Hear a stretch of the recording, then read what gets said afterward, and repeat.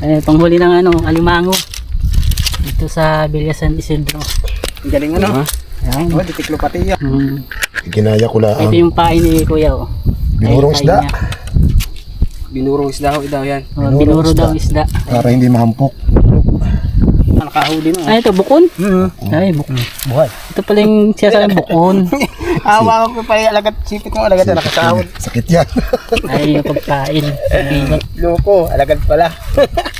Ito lang naman Wala pala, yung hindi kilala bibilot ko. Oo. Kasi ito yung Para hindi maubos Kuya, nakatang maikli ito. Ito Maganda yung maganda pa ng tao. Hindi talaga ang ubos ng basta yan. hindi mo nakakain yan. Amoy-amoy lang sila dyan. Amoy-amoy lang sila dyan. Tama na sila sa amoy. Amoy-amoy. Gigil ang katangay. Ito Tama gusto.